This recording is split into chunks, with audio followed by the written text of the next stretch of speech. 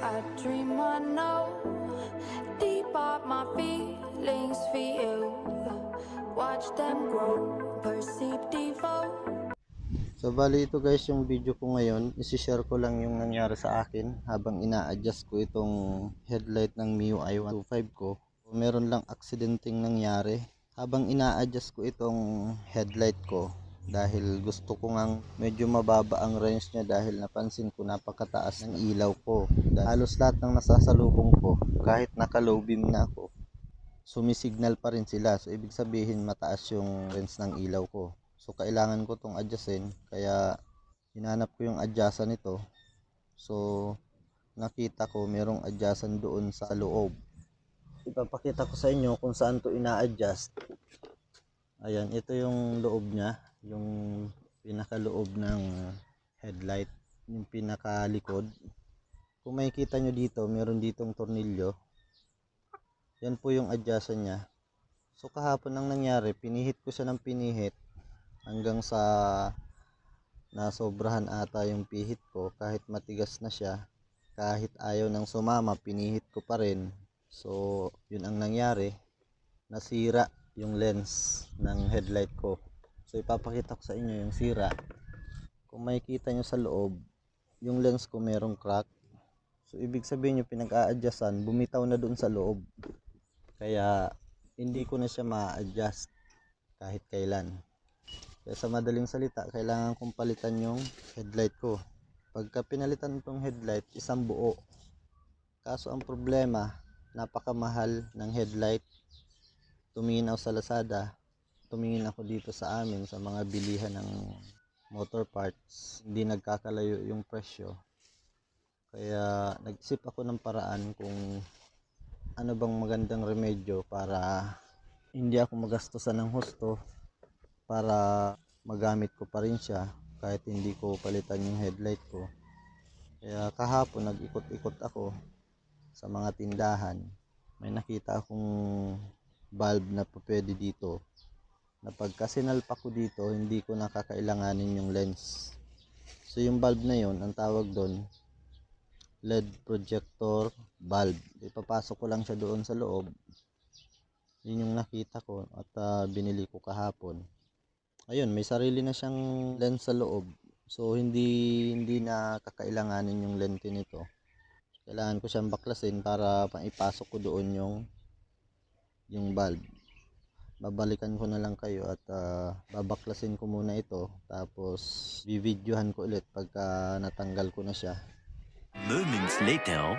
Sa pagtatanggal ko nito guys, medyo nahirapan akong ilabas tong headlight niya. Natanggal ko na yung tornilyo lahat dito sa ilalim. Akala ko mailalabas ko na siya. Tinry kong itanggalin muna to dahil baka andito sa loob yung sikreto. Nung natanggal ko siya, meron palang tornilyo dito kabilaan, kaya hindi siya basta-basta natatanggal. So itutuloy ko lang tong pagbabaklas ko nito. A few inches later. So ito guys, natanggal ko na yung pinaka headlight niya.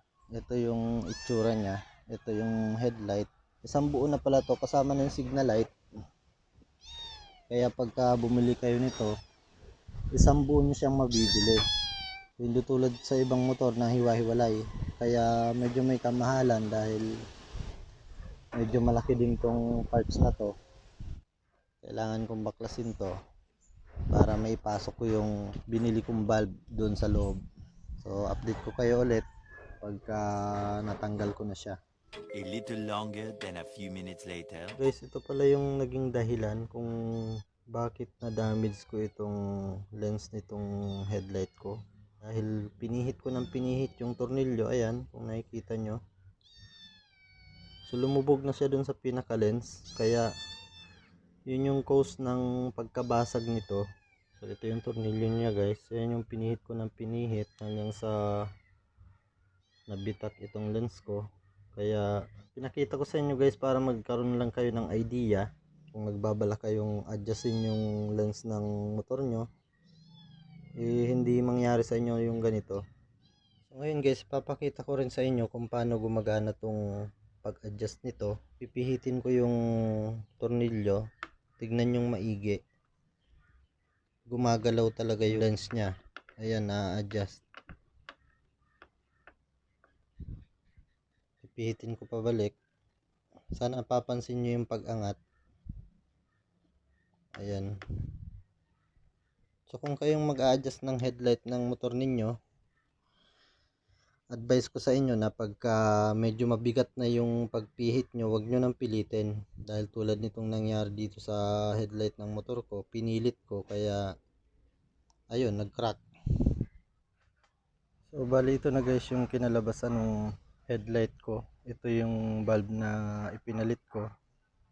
So bali tinanggal ko na yung lens dito sa loob kasi itong projector bulb na nabili ko hindi kasya doon sa loob ng lens, kaya ginawan ko na lang ng paraan. So hindi ko na naipakita sa inyo yung pagkabit nito dahil maraming remedyo yung ginawa ko.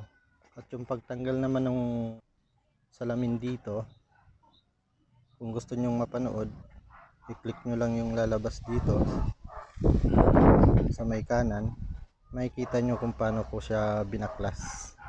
So sa ngayon, ibabalik ko ulit yung salamin at para maikabit ko na siya. 11 minutes later.